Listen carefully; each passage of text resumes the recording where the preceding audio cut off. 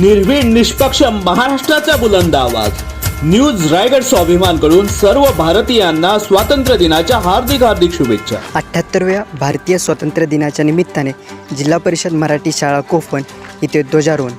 15 August रोजी भारताचे 78वे स्वातंत्र्य दिन मोठ्या उत्साहात साजरा करण्यात आला। या दिवशी सकाळी 7 वाजता शाळेतील विद्यार्थ्यांनी संपूर्ण गावातून घोषणा देत प्रभात फेरी काढली। शाळेच्या शिक्षिका सौ शीतल सीताराम मनसुदे, शाळेच्या कमिटी अध्यक्षा सौ स्नेहा सुहास कडू, अंगणवाडी सेविका सौ दीक्षा दीपक कडू, मदतनीस सौ मयुरी महेश कडू तसेच शालेय कमिटीच्या सदस्य महिला व भगिनी उपस्थित होत्या। शाळेच्या प्रांगणात ध्वजारोहण करून ध्वजगीत, राष्ट्रगीत आणि प्रार्थना विद्यार्थ्यांकडून झाल्यावर वर्गात बालसभा झाली।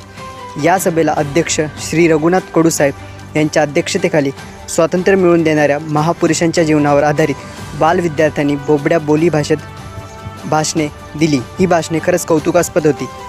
त्यांना टाळ्यांच्या गजरात प्रतिसाद देऊन सन्मानित करून बक्षिसांची खैरात उपस्थित ग्रामस्थांनी केली। यानंतर मान्यवरांच्या हस्ते शालेय साहित्याचे वाटप करण्यात आले। शेवटी अध्यक्षांच्या भाषणानंतर खाऊ वाटप केले। या कार्यक्रमाचे सूत्रसंचालन शाळेच्या शिक्षिका सौ शीतल मनसुदे यांनी इंग्लिश व मराठी भाषेतनं संभाषण केले। यावेळी नवनिर्वाचित शाळेच्या शिक्षिका सौ शीतल मनसुदे यांचे पदाधिकारी, मान्यवर व ग्रामस्थ यांच्याकडून यथोचित सन्मान केला। या कार्यक्रमाला उपस्थित ग्रामपंचायत माजी सरपंच सौ प्राजक्ता कडू, धान्य वितरण संचालक सौ रेश्मा रघुनाथ कडू, ग्रामपंचायत सदस्य श्री तानाजी देवजी म्हात्रे आवर्जून उपस्थित होते।